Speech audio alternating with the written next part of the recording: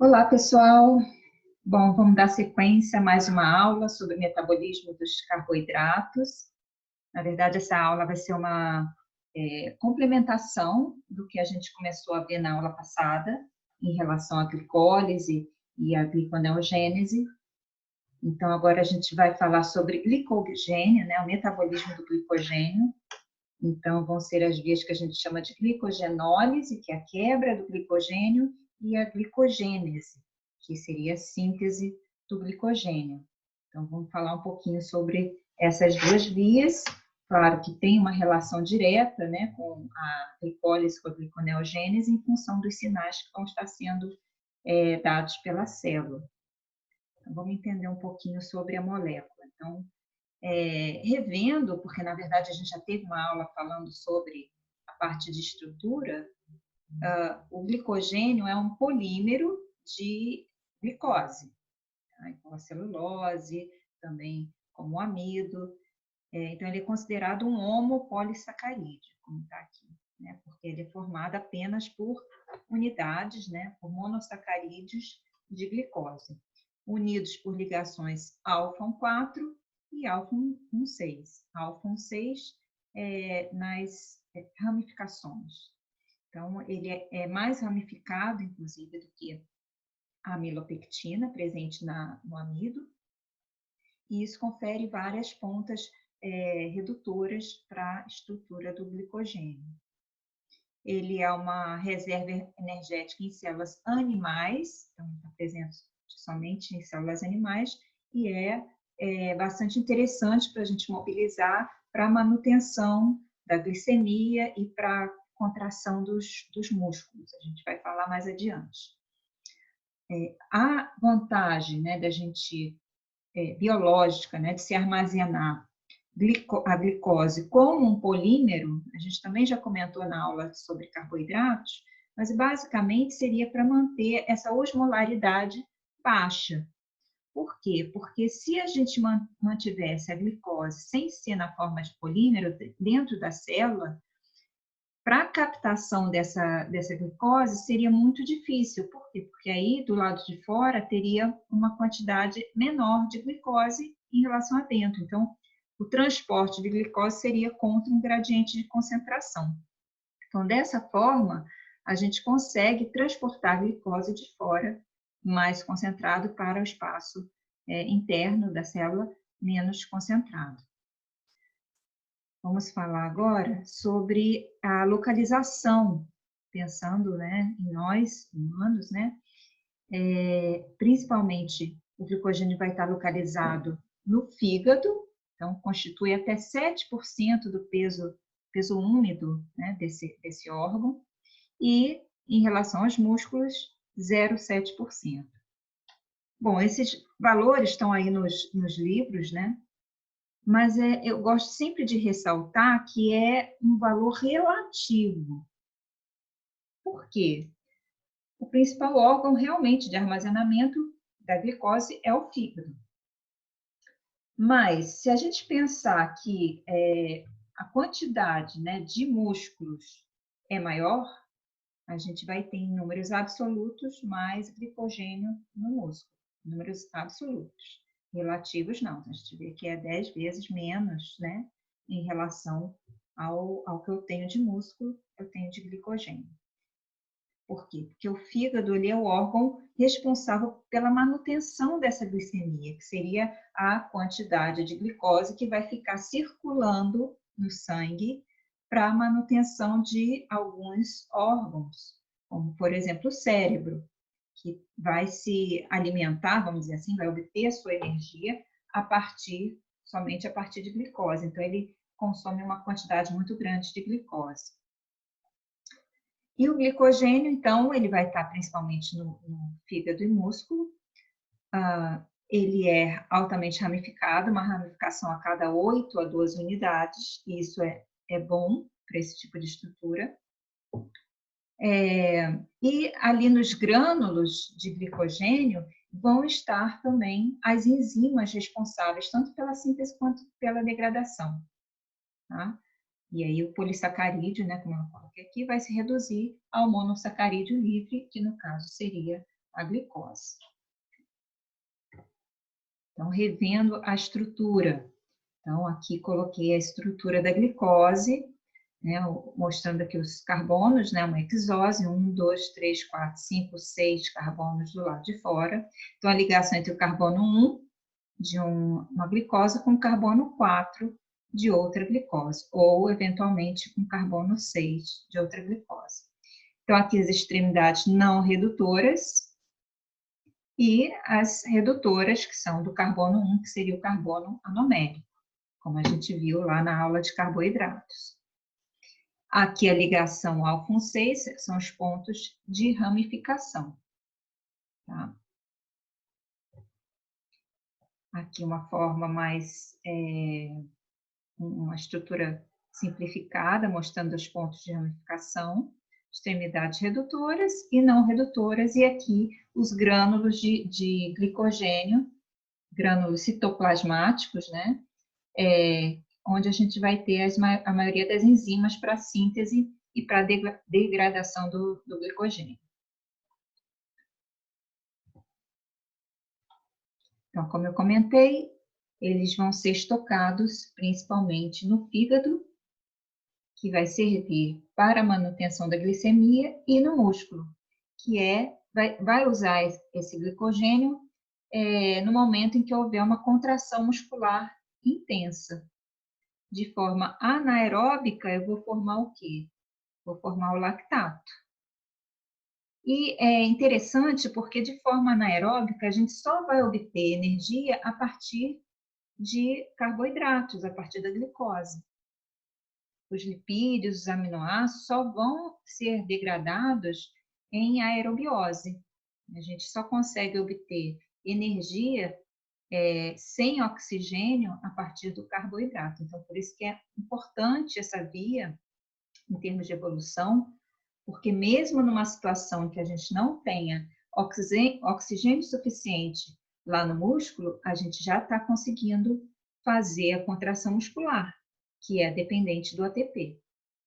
Então, inicialmente a gente usa fosfocreatina, depois a gente vai para o lactato, a glicólise anaeróbica, e conforme o oxigênio vai penetrando ali nas células e vai favorecendo a oxidação com o oxigênio de forma aeróbica, aí a gente obtém uma quantidade maior de ATP, maior de energia, que aí vai sustentar por mais tempo aquela contração necessária.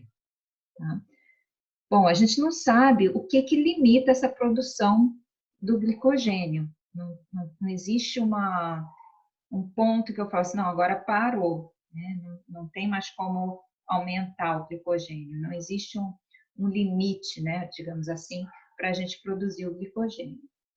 Mas já tem algumas doenças, eu até coloquei só como curiosidade lá no final, doenças em que há um desequilíbrio entre a síntese e a degradação, ou uma quantidade muito aumentada ou muito diminuída do glicogênio, e isso vai favorecer aí um acúmulo ou, né, a fraqueza muscular, uma série de sintomas em função aí de algumas deficiências nas enzimas relacionadas à síntese ou à degradação do glicogênio.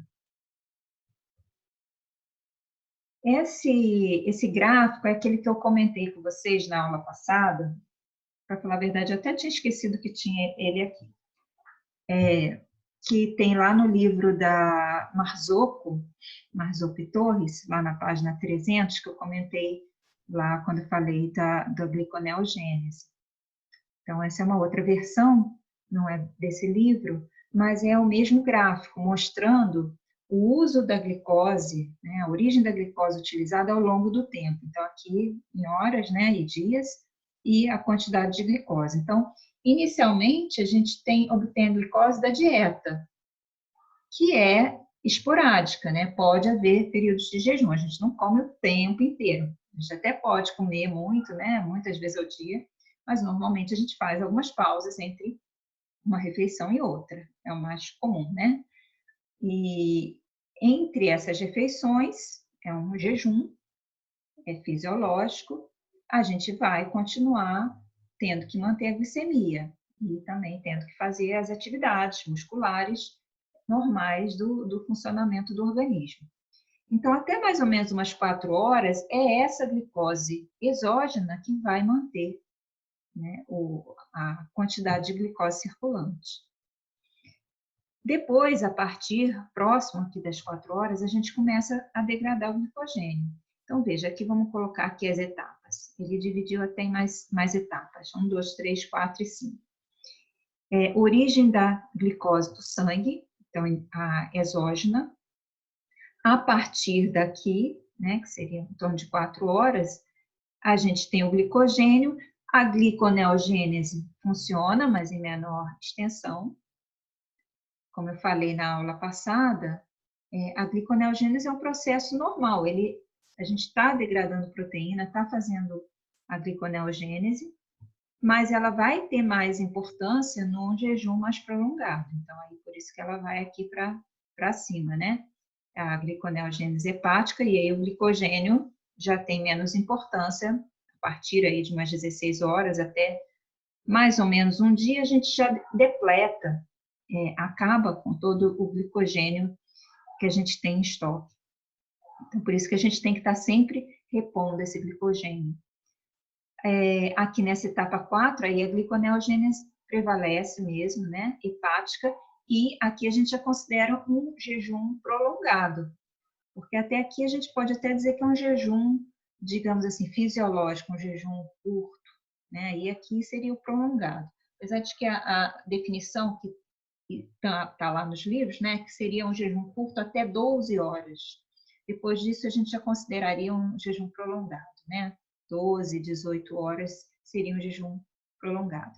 E aí, a gliconeogênese vai acontecer não só no fígado, como no rim também, que é só nessas situações mais extremas. Aqui eu já estou colocando em dias, né? E aí, aqui também. Os tecidos que vão usar a glicose, aqui todos, com exceção do fígado, músculos e tecido adiposo, em menor proporção, aqui todos, com exceção do fígado, tecido adiposo e tecido adiposo, mas aí no nível intermediário, e aqui cérebro, eritrócitos, medula renal e também em menor extensão os músculos, e aqui o cérebro e menor extensão eritrócitos e medula renal. O uso, né, da glicose por esses tecidos.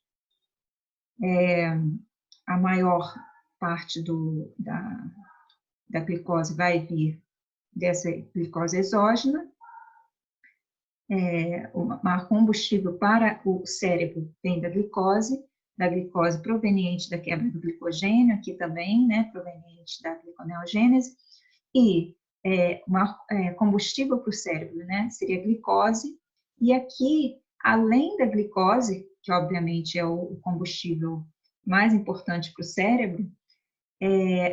o cérebro também vai usar, que já está numa situação bem extrema, os corpos cetônicos. E aqui, né, mais de 24 dias aqui, já seria o principal fonte de energia, que são moléculas que vão sustentar, que podem ser oxidadas, é uma forma alternativa da gente obter aí energia a partir de alguns substratos que podem ser obtidos em maior quantidade, né, que a gente forma corpos cetônicos de forma natural, basal, mas uma quantidade realmente baixa.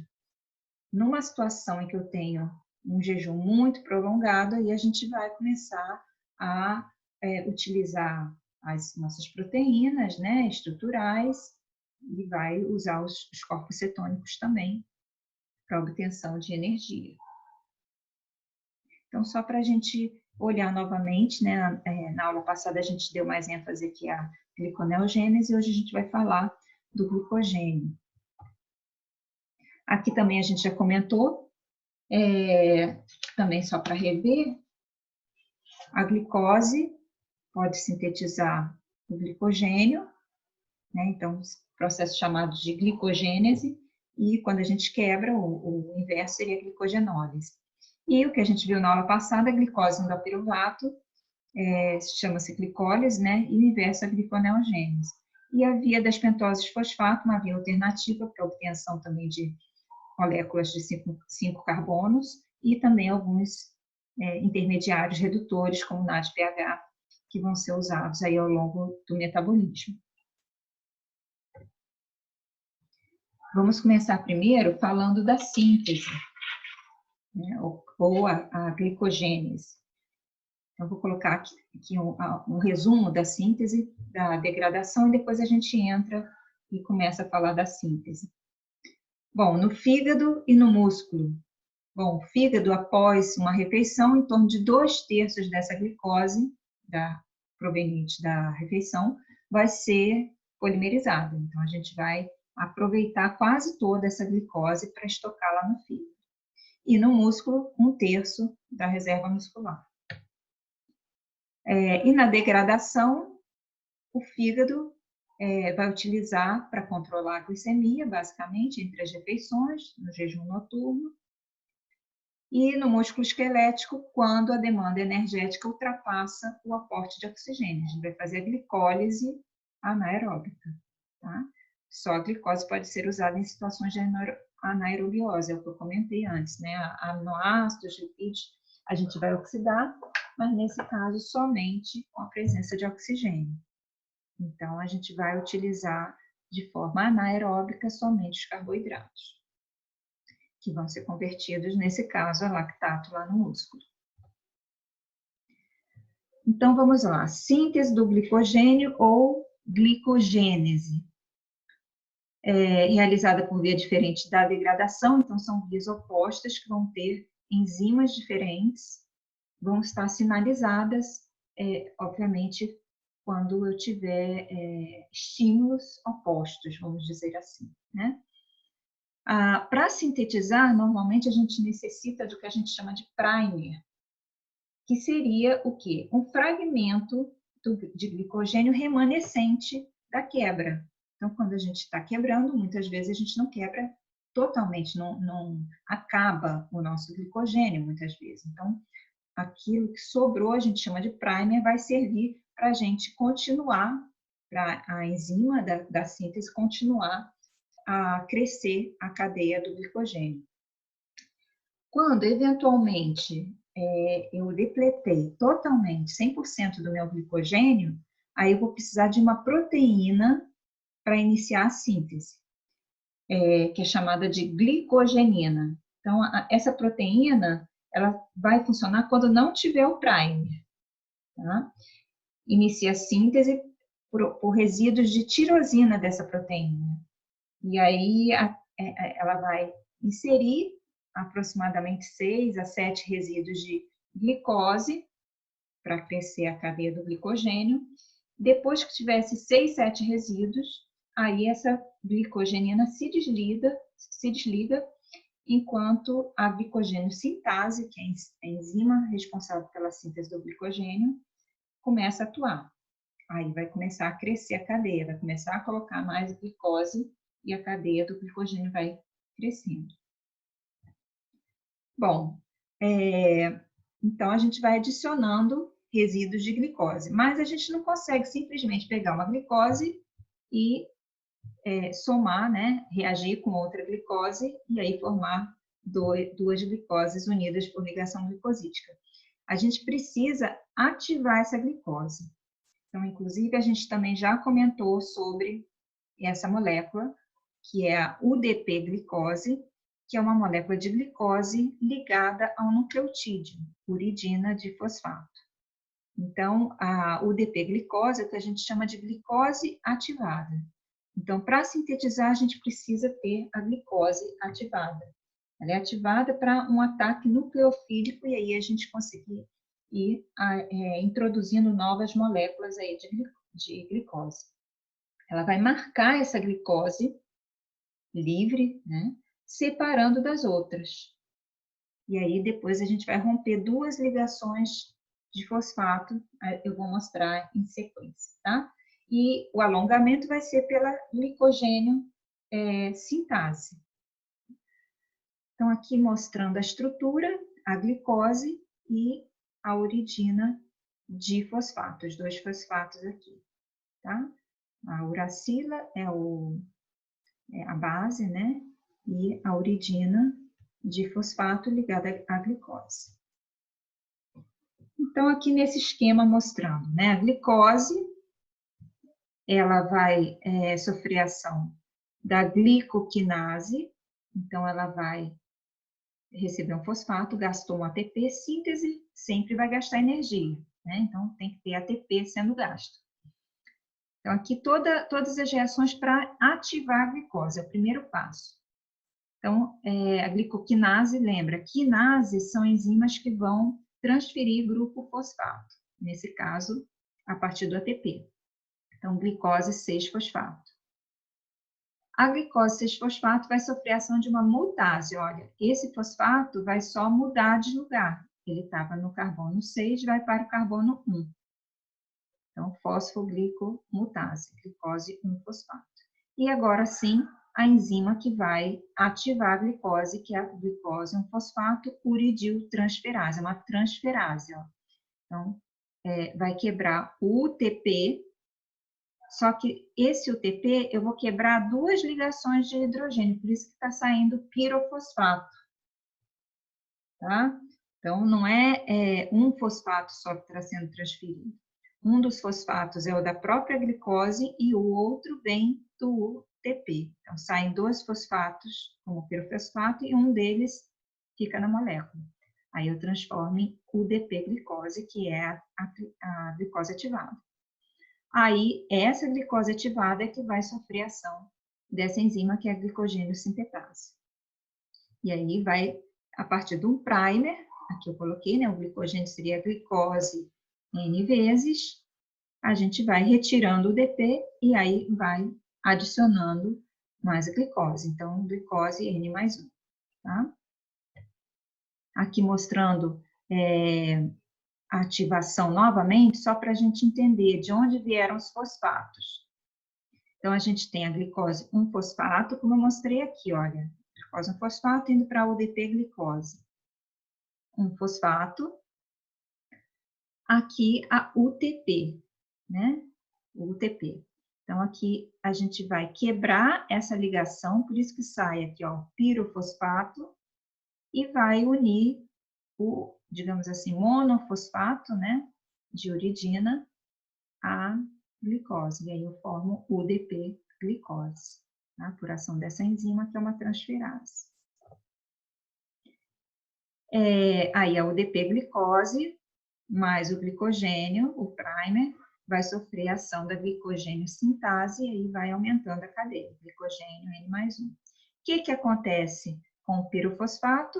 Ele vai ser hidrolisado e formar 2 fosfatos inorgânicos, né? Então, seria um fosfato, um ácido fosfórico inorgânico na célula.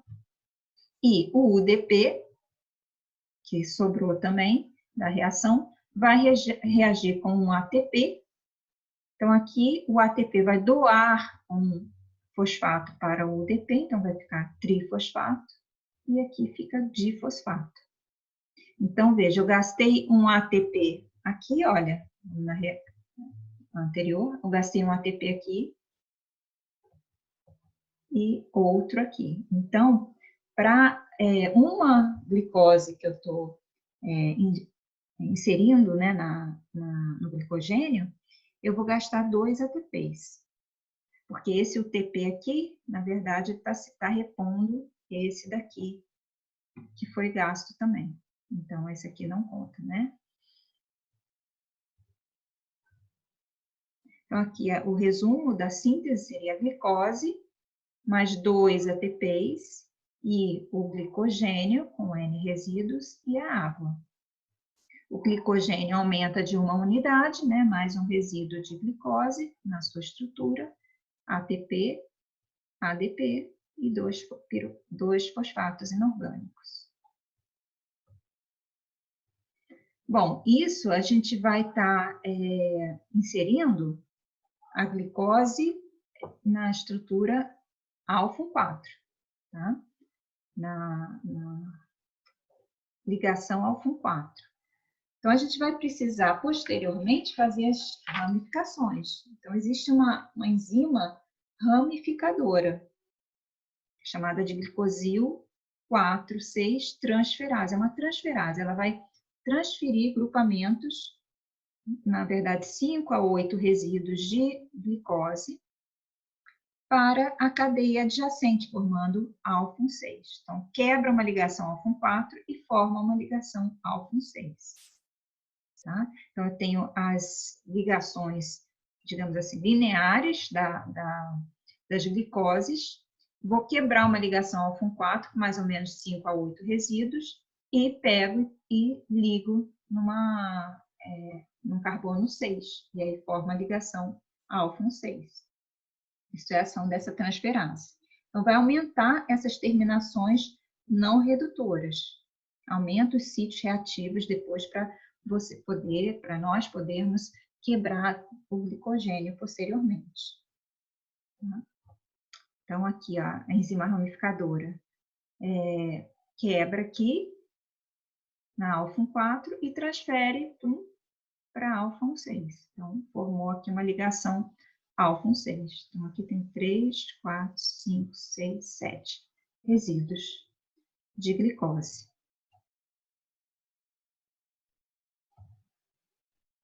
Bom, e agora a quebra, né, a degradação do glicogênio, que a gente chama de glicogenólise, que é sucessiva remoção de resíduos de glicose. Então, agora eu tenho o meu glicogênio com as minhas ligações álfon 4 e álfon 6 e eu vou retirando. Eu vou encurtando, então, essa cadeia pelas extremidades não redutoras. Tá? Lembrando, não é uma reversão da síntese. Por quê? Porque as enzimas são diferentes. E o uso da glicose que vai sendo retirada também. E depois, no final da degradação, eu vou mostrar. Né? O hepático vai servir para a gente manter a glicemia e o muscular vai dar energia para o músculo em contração intensa. Tá? Eu já comentei isso, né? Anaerobiose. Então, vai ser essa remoção sucessiva por ação da glicogênio fosforilase. Então, ocorre uma fosforólise das ligações álfon 4. Então, também só álfon 4. A glicose 1-fosfato mais o glicogênio com menos um resíduo de glicose. Tá? Então, tem o glicogênio, sofre a ação da fosforilase, forma glicose 1-fosfato e o glicogênio com menos um resíduo de glicose. Então, não sai como glicose livre. Isso é importante. Na hora que a glicogênio fosforilase atua na cadeia do glicogênio, ela vai tirando na forma de glicose 1-fosfato. Depois é que vai virar, aí a gente vai ver como é que é o prosseguimento das reações. Então, eu tenho glicogênio, N resíduos de glicose, é uma fosforólise, eu vou quebrar, né, a ligação glicosídica, álfon 4 aqui, então entrou um fosfato, virou glicose 1-fosfato, ó, carbono 1, e o glicogênio continua com seus resíduos de glicose, menos um, tá? Menos um resíduo de glicose. Então, a glicogênio fosforilase vai atuar nas ligações álfon 4. Então, aqui está mostrando como se tivesse 3 ligações sendo quebradas, né? Pelas pontas não redutoras, como eu comentei. Então, 3 fosfatos inorgânicos vão, fosforólise, né? Quebrar e formar 3 glicose 1-fosfato. 1, 2 e 3 glicoses 1-fosfato, por ação da glicogênio fosforilase. O que sobrou? Né? Essas daqui, mais essa vermelhinha aqui. Ok, então, quando eu tiver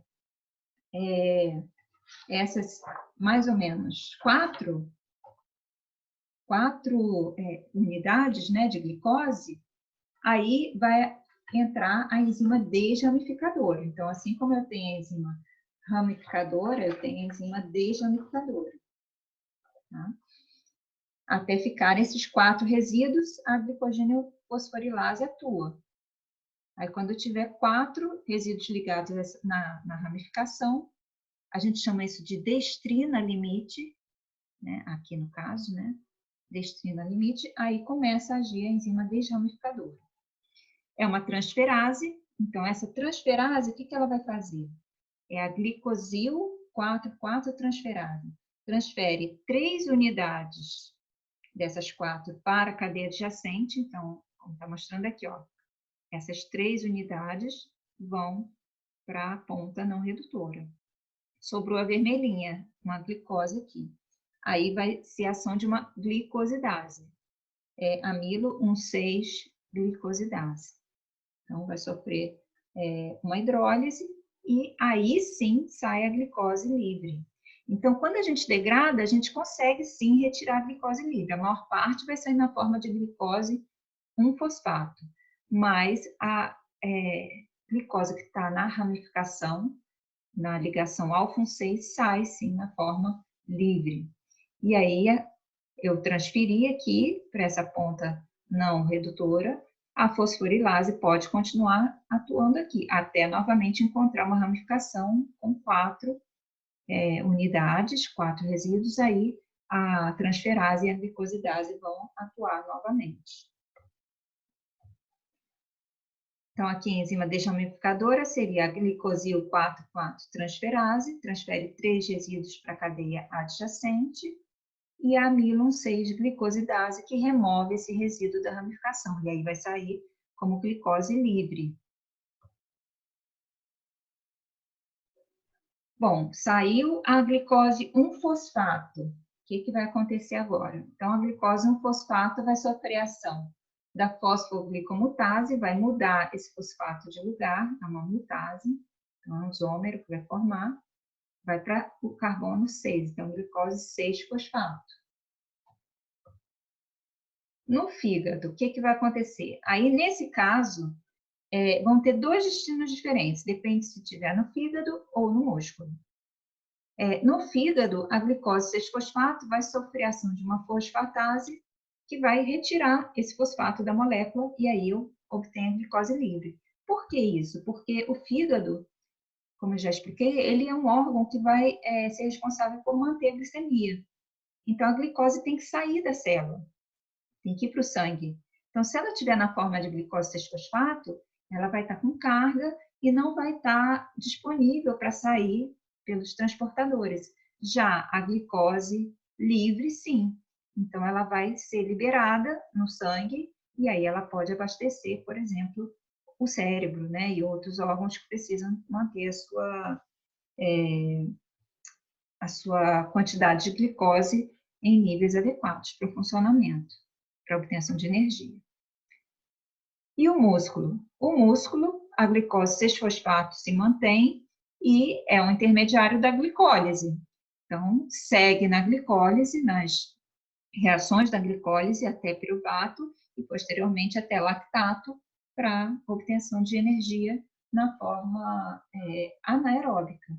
Então, dessa forma, o músculo esquelético ele vai conseguir ATP para a contração do músculo e para a obtenção aí das necessidades daquela célula, daquele tecido. Bom, a glicogenólise é um processo, como a gente viu lá naquele gráfico, mostrando as várias vias, né? A glicólise e a glicogenólise e a gliconeogênese, né? É um processo rápido e eficiente. Quer dizer, o primeiro momento, quando a gente precisa de manter a nossa glicemia, a gente vai utilizar o glicogênio.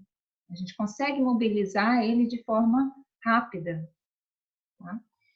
As enzimas de degradação estão associadas aos próprios grânulos do glicogênio e a gente tem muitas extremidades não redutoras. Então, o fato de ser altamente ramificado facilita.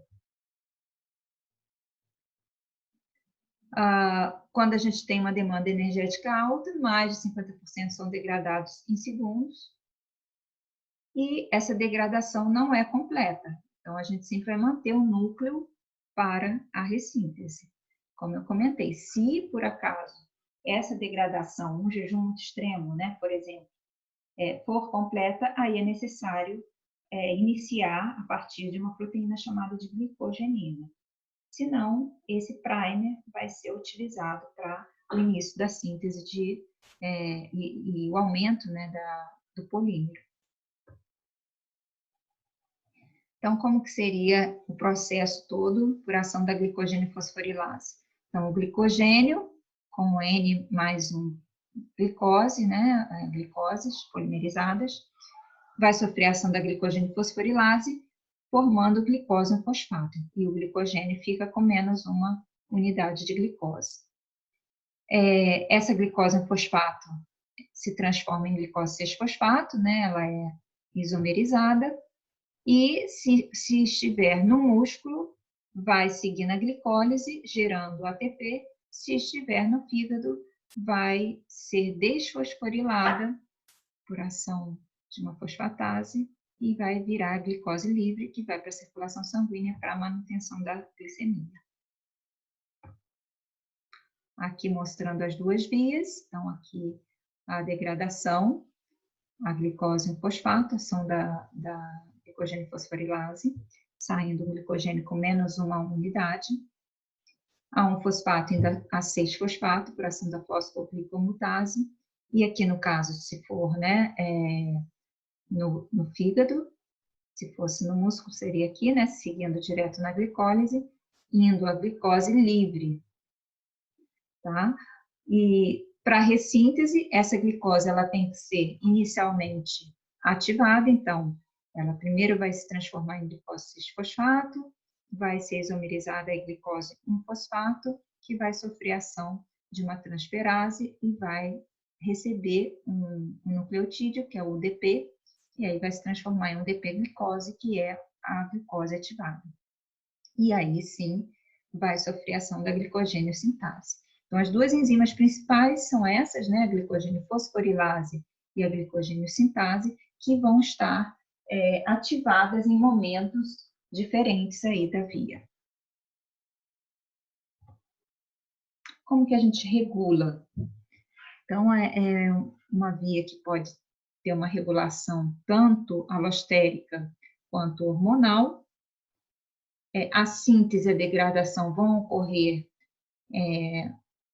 quer dizer, quando uma estiver ativada, a outra não vai estar ativada, né, vai estar inativa, né? Então, aqui mostrando as duas enzimas, né, da síntese e da degradação, a regulação alostérica, que é uma regulação de acordo com a disponibilidade do substrato, a gente comentou isso na aula de enzimas.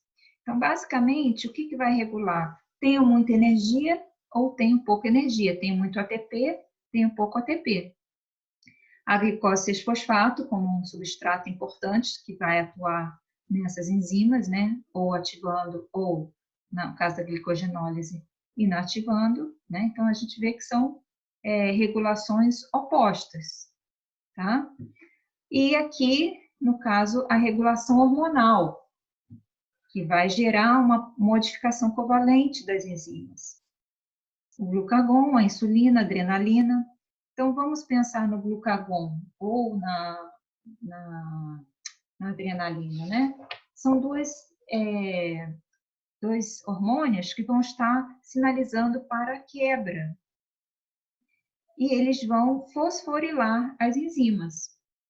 Então, quando o glucagon e a adrenalina estiverem altos, vai estimular a degradação. Por quê? Vão estimular a formação do AMP cíclico, que estimula a fosforilação de enzimas. Então, veja, as enzimas fosforiladas, no caso da síntese, vai inativar a glicogênio sintase. No caso da degradação, quando fosforilar, vai ativar a enzima. Ao contrário, a insulina vai estimular a síntese, né? Então vai diminuir a formação de AMP cíclico, vai desfosforilar as enzimas, então vai estimular a glicogênio sintase. Então, desfosforilada, quem vai estar ativa vai ser a glicogênio sintetase e inativa a glicogênio fosforilase. Bom, aqui, como eu comentei, eu coloquei algumas doenças relacionadas ao metabolismo do glicogênio, só para a gente ver, né, que tem vários tipos de alterações que podem acontecer em diversas desculpa, em diversas enzimas da via, né? Enzimas ramificadoras, desramificadoras, e que podem gerar, por exemplo, acúmulo generalizado do glicogênio, né? Então, hepatomegalia, fraqueza muscular, uma série de consequências aí fisiológicas, né? Causando doenças, incômodos que podem ser gerados tanto por alterações genéticas, né?